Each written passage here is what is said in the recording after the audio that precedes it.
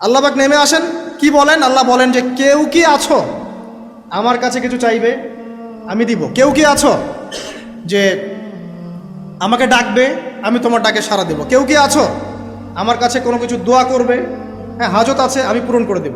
এভাবে আল্লাহ পাক ফজর পর্যন্ত বলতেই থাকেন, বলতেই থাকেন, বলতেই থাকেন। বলেন তো আমাদের কোনো ফিকির আছে? আমরা সবাই ঘুমাই কয়টায়? হয় একটায়, নাহলে দুইটায়, নাহলে তিনটায় ম্যাক্সিমাম এখনকার। আমি যে বিষয়টা নিয়ে কথা বলছি এটা খুবই কঠিন। 9টা থেকে 10টার মধ্যে বা 11টার মধ্যে ঘুমাতে হবে, এটা খুবই কঠিন বিষয় এখনকার জেনারেশনের কাছে। এর জন্য প্রথম যে কাজটা সেটা হলো রাত্রেবেলা স্মার্টফোন আর চালানো যাবে। এশার নামাজ শেষ, ফোন একদম ডয়ারে লক করে রাখতে হবে। কিচ্ছু করার নাই, এটা না করতে পারলে আপনি ঘুমাতে পারবেন না, ঘুমাতে পারবেনই না। এবং এরপর দিনে আসছি, তখন বলছি দিনে কিছু কাজ আছে, দিনের কাজগুলো যদি আমরা ঠিকঠাক মতো করি তাহলে রাতে তাড়াতাড়ি ঘুম আসবে ইনশাআল্লাহ। যদি না করি তাহলে ঘুম আসবে না। তো শেষ রাতে আল্লাহ পাক আসমানে নেমে আসেন, প্রথম আসমানে, এবং এই আহ্বান করতে থাকেন।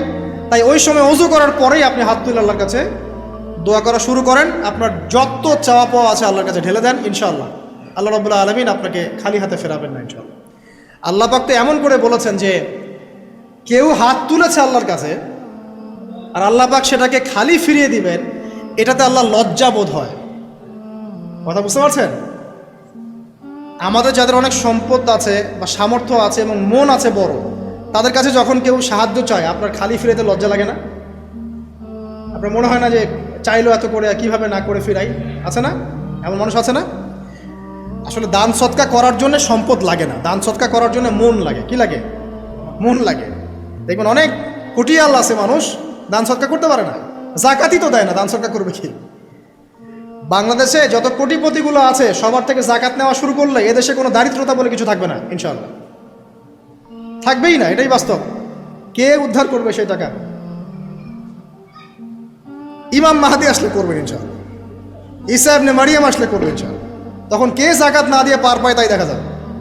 একটা ব্যক্তি পাওয়া যাবে না জাকাত না দিয়ে পার পায়। অবশ্য তখন এমন একটা যুগ আসবে যে মানুষ জাকাতের টাকা নিয়ে ঘুরবে, কিন্তু নেওয়ার মতো মানুষ নাই, সবাই স্বচ্ছল। আল্লাহ পাক সেই সুদিন ফিরায় আনুক, আমিন। যেটা বলছিলাম যে সৎকা করার জন্য মন লাগে, আপনার টাকা লাগে না। এখন আসেন, কেউ যদি আমাদের কাছে এভাবে চায় আমরা খালি ফিরাতে লজ্জাবোধ করি। আল্লাহ পাক বলছেন যে আমার কাছে যখন বান্দা কিছু চায় তার হাতটাকে আমি খালি ফিরাই দেবো, এটাতে আমি লজ্জাবোধ করি। দোয়া করলে কয়েকটা বিষয়ের একটা হবেই, হয় আপনি সাথে সাথে সেটা পাবেন, না হলে একটু দেরিতে পাবেন, না হলে আল্লাহ পাক সেটা জমা করে রাখবেন পরকালের জন্যে।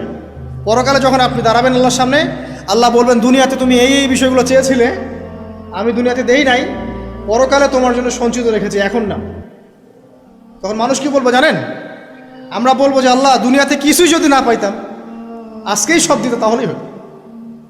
তো বেশি বেশি দোয়া করার অভ্যাস তৈরি করেন, বেশি বেশি দোয়া করেন। দোয়াই ইবাদত, আর দোয়া হুয়াল ইবাদা, দোয়াই ইবাদত। দোয়া করতে থাকেন, ইনশাআল্লাহ দেখবেন আল্লাহর সাথে আপনার সম্পর্ক গাঢ় হবে। যার সাথে আল্লাহর সম্পর্ক যত বেশি গাঢ় হবে ইনশাআল্লাহ সে তত বেশি পরকালের বাসিন্দা হবে, দুনিয়ার বাসিন্দা কম হবে। আল্লাহ পাকে নূর এবং মারিফত সে অর্জন করতে পারবে ইনশাআল্লাহ তাআলা। এবারে আমরা কি করব? এবার মিনিমাম 2 রাকাত নামাজ পড়ার চেষ্টা করেন। রাতের সালাত 2 রাকাত করে আপনি 2, 4, 6, 8, 10, 12, 20 পড়তেই থাকতে পারেন, কোনো সমস্যা নেই। কিন্তু মিনিমাম 2 রাকাত নামাজ তাহাজ্জুদ আপনি পড়ার চেষ্টা করেন। পড়া যাবে না? আর নামাজটাকে তাড়াহুড়া করবেন না, কাইন্ডলি আল্লাহর ওয়াস্তে তাড়াহুড়া করবেন। রিল্যাক্সে কেরাত করেন, রুকুতে সময় দেন, সেজদায় সময় দেন, 2 সেজদার মাঝখানে সময় দেন, শেষ বৈঠকে দোয়াগুলো করেন, তারপর ধীর স্থিরভাবে সালাম ফিরান, হাত তুলে দোয়া করেন, সময় দেন। কারণ আমি কি বলছি, সূরা জারিয়াতে 56 নম্বর আয়াতে আল্লাহ পাক বলেছেন দুনিয়াতে পাঠিয়েছি শুধু আল্লাহর ইবাদত করার জন্য। তো যে কারণে এসেছি এটাতে এত তাড়া কিসের? অনেক মসজিদে নামাজ পড়লে মনে হয় ইমাম সাহেবকে বলি যে আপনার কি পেশাব পায়খানার চাপ নিয়ে নামাজ পড়ান? এমন অনেক মসজিদে নামাজ পড়েছি, মনে হয় যে ইমাম সাহেবকে ডেকে একটু কানে কানে বলি যে ভাই আপনার কি পেশাব পায়খানার চাপ আছে? মানে 4 রাকাত নামাজ 3 মিনিটের শেষ, 4 রাকাত নামাজ 4 মিনিটের শেষ, এত তাড়াহুড়ার কি আছে? হ্যাঁ, জামাতে নামাজ সংক্ষিপ্ত করতো, তাই বলে কি এত সংক্ষিপ্ত নাকি? রুকু করার টাইম পাওয়া যায় না, সেজদা করার টাইম পাওয়া যায় না? নামাজে ধীর স্থিরতা এবং খুশুটা খুব ইম্পর্টেন্ট। নামাজে কোথায় হাত বাঁধলেন এটা নিয়ে তর্ক না করে নামাজের একাগ্রতা, মনোযোগ কতটুকু আসছে এটা নিয়ে তর্ক করেন। ভিতরের রুহটাই আসল, আধ্যাত্মিকত্বটাই আসল। হ্যাঁ, একজন ভাই হাত বেঁধেছে মনে করেন এখানে, কেউ বেঁধেছে এখানে, এটা নিয়ে ঝগড়া করেন। দেখেন নামাজে কতটুকু ফোকাস, মনোযোগ কতটুকু থাকছে, কতটুকু নামাজে আপনি দোয়া করতে শিখছেন, সেজদায় আল্লাহকে পাইতে শিখছেন। নামাজ পড়ে কি ফিল হচ্ছে যে আমি আল্লাহর সাথে কথা বলছি, আল্লাহ আমার কথা শুনছেন? আমরা তো মেকানিক্যাল নামাজ অভ্যস্ত এখন, মানে দুনিয়ার কাজের চাপ এত বেশি, জাস্ট মসজিদে যাবো, ঢুকবো, বেরো, চলে আসবো, হাজিরা দিতে আসছি মনে হয়, সিগনেচার করবো, চলে যাবো, ভাবটা এমন। এত তারা কিসের ভাই? ওমা খালাকতুল জিন্না ওয়াল ইনসা ইল্লা লিয়াবুদুন, শুধু ইবাদত করার জন্যই সৃষ্টি করেছে তোমাদেরকে। তো মসজিদে তো তাড়াহুড়া কেন? রিল্যাক্স থাকেন, মসজিদে রিল্যাক্সে নামাজ পড়েন, সময় নেন। ফজরের নামাজ পড়ার আগে আপনি বাসার থেকে 2 রাকাত সুন্নত পড়ে আসতে পারেন, এটা আরেকটা ভালো আমল। কারণ নবী সাল্লাল্লাহু আলাইহি ওয়াসাল্লাম সুন্নত নামাজগুলো কি করতেন? বাসায় করতেন। এতে বাসার মধ্যে বরকত হবে, শয়তান দূর হয়ে যাবে। এই যে তাহাজ্জুদ আপনি 2, 4, 8, 10 যত পারেন পড়েন, মিনিমাম 2 রাকাত পড়েন, ধীর স্থিরভাবে পড়েন। নামাজ শেষ করে আবার আল্লাহর কাছে দোয়া করেন, দেখবেন যে ইনশাআল্লাহ আপনার দোয়া কবুল হবে। আর দোয়া যে কবুল হয় এটা আপনি নিজেই বুঝতে পারবেন, নিজেই বুঝবেন, কারো কাছে যাওয়া লাগবে না।